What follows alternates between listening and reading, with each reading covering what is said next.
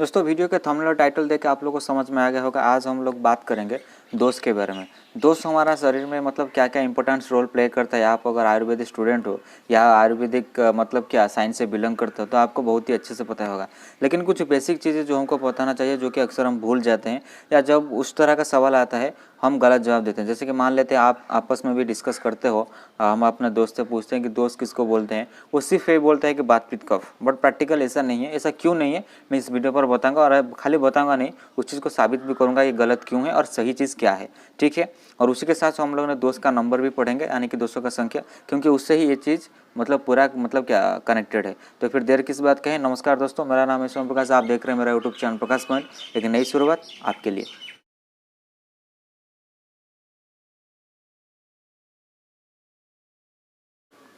तो दोस्तों सबसे पहले हम एकदम डिस्कस करेंगे कि what is the definition of दोस्त।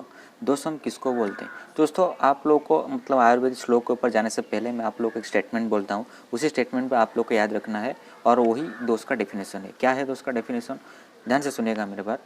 जो चीज़ हमारे शरीर को साधारण रूप से धारण करता है और स्वाभाविक रूप से दूषित करता है। फिर से बोलता हूँ, जो चीज़ हमारे शरीर को साधारण रूप से धारण करता है और स्वाभाविक रूप से दूषित करता है, उसको हम लोगों ने दोष बोलेंगे। ये हुआ पहला चीज़। हम लोग लेकिन क्या बोलते हैं, जैसे कि मैंने थोड़ा देर पहले बोला था, अगर कोई सवाल करते हैं हमको कि दोस्त के बारे में बताओ, हम लोगों ने एकदम इमीडिएटली आंसर दे देते हैं कि बात पीत कफ। बात पीत कफ के वो आपको शारीरिक दोष का नाम नहीं पूछा है, वो आपको सिंपली पूछा है दोस्त के बारे में। तो ये गलत हुआ है नहीं। मैंने वही चीज़ साबित करना था, मैंने आप लोग को साबित करके दिखाया। जब तक वो नहीं पूछेगा कि शारीरिक दोस्त का नाम बताओ, तो फिर तुम बात पीत कफ क्यों बोलते हो। वो दोस्त के बारे में पूछा है, तुम उस दोस्त के बारे में बताओ, दोस्त का डेफिनेशन के बारे में बताओ। कोई श्लोक जानते हो तो श्लोक के बारे में बताओ। तुम डायरेक्टली क्यों बात पीत के कफ उसके तरफ क्यों चले जाते हो। बात आपको समझ में आ रहा है ना। क्लियर करके सब कुछ बोलता हूँ, धीरे धीरे करके, ताकि आप लोग का कंसेप्ट क्लियर हो सकता है। ठीक है ना। पहला चीज़ आप लोग को डेफिनेशन ये मतलब याद रखना है। और अभी मैं एक श्लोक बोलता हूँ। श्लोक यही है कि एक सेकंड, दुष्यंती मनः शरीरचेति दोषा। दुष्यंती मनः शरीरचेति दोषा श्लोक आपके सामने है। इसका मतलब आप लोग को समझ में आ रहा होगा कि जो चीज़ हमारा शरीर और मन दोनों चीज़ को दूषित करता है, उसको हम लोगों ने दोष बोलेंगे। और इसी चीज़ से ही हमारा दोषों का संख्या यानी कि दोषों का नंबर डिपेंड हुआ है। किस तरीके से डिपेंड हुआ है, जो उसका जो नंबर है वो है 2, यानी कि दोषों का संख्या कितना है 2, 3 नहीं 2। क्या क्या 2, एक है शारीरिक दोष, दूसरा है मानसिक दोष।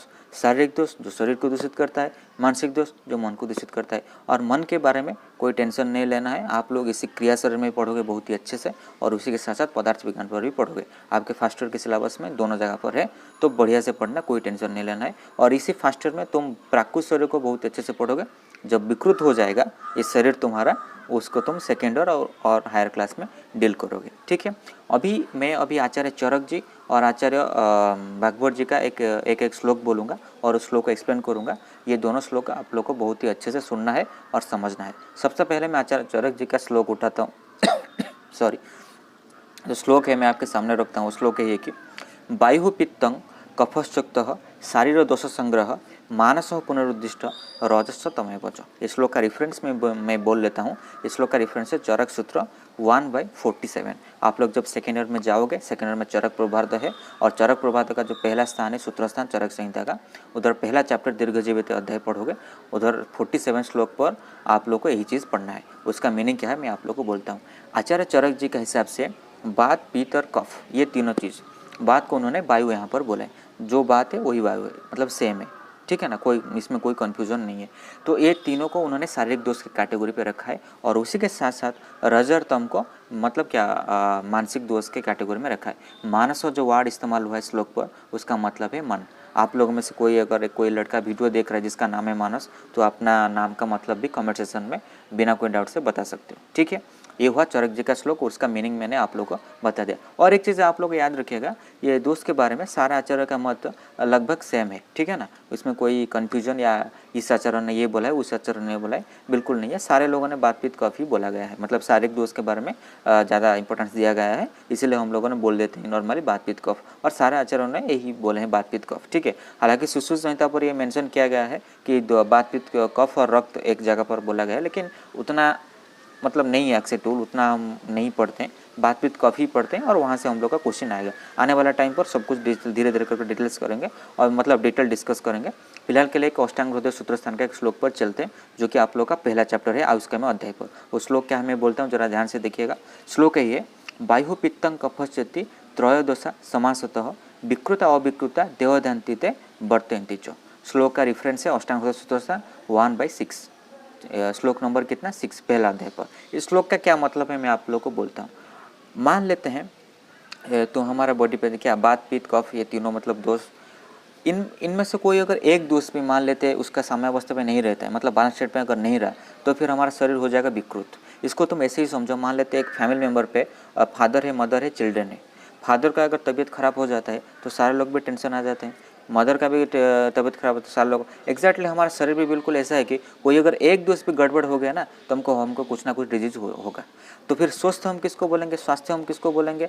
मैंने आप लोगों को जब डिस्कस किया था कि स्वस्थ पुरुष का लक्षण क्या क्या है, हम who is healthy person discuss किया था। अगर आपने वो वीडियो नहीं देखा है तो नीचे डिस्क्रिप्शन पे लिंक है, मिल जाएगा, आप उसको चेक करेगा। आचार्य सुश्रुत ने के बहुत ही इंपॉर्टेंट श्लोक बोले थे, समदस्व समानस्व समधातु मूलक्रम। मैंने पूरा बारीकी से आप लोगों को समझा दिया था, वीडियो का लिंक डिस्क्रिप्शन पे आप चेक कर सकते हो। एक्जैक्टली सेम चीज़ यहाँ पर समदस्व यानी कि साम्यावस्था में अगर सब कुछ हुआ है, मतलब है अविकृता, अविकृता यानी कि प्राकृत अवस्था में है, कुछ डिस्टर्बेंस नहीं हुआ है साम्यावस्था में, तो अब आप लोग को डिजीज होने का चांसेस कम है।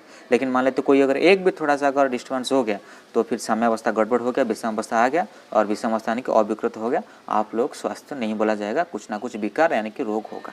यही थी दोस्तों डिटेल्स, मतलब विकार के बारे में और मतलब स्वास्थ्य के बारे में और विकार के बारे में। प्राकृत शरीर तुम फर्स्ट ईयर में पढ़ोगे, थोड़ी देर पहले मैंने बोल रहा था, विकृत शरीर तुम सेकेंड ईयर में पढ़ोगे। फिलहाल के लिए जो चीज़ आप लोग को मुझे इन्फॉर्मेशन देना था, दोष किसको बोलते हैं, आप लोग का कन्फ्यूजन था, वो मैंने आप लोग को बताया। दोष की संख्या, टाइप्स वगैरह वो सबको डिटेल्स बताया। दो इंपॉर्टेंट श्लोक मैंने बोला, आचार्य चरक जी का और अष्टांग हृदय सूत्रस्थान पर भागवत जी का। उम्मीद करता हूँ सारा चीज़ आप लोग को समझ में आ गया होगा। अगर आपको सच में समझ में आया है तो इसके बारे में आप लोग को क्या कहना है, मानिए कि वीडियो के बारे में कमेंट सेक्शन में हमको बताना है और वीडियो को लाइक करना है अगर पसंद आया। अगर पसंद नहीं आया तो डिसलाइक करना है, और आप चाहते हो इस वीडियो को शेयर जरूर कर सकते हो अपने दोस्त फैमिली मेम्बर के साथ। और अभी तक हमारे चैनल को सब्सक्राइब नहीं किया हो तो सब्सक्राइब जरूर करें और बेल आइकन को प्रेस करना मत भूलिएगा आगे इस तरह आयुर्वेद रिलेटेड वीडियो पाने के लिए। आज के लिए इतना है दोस्तों, गॉड ब्लेस यू ऑल।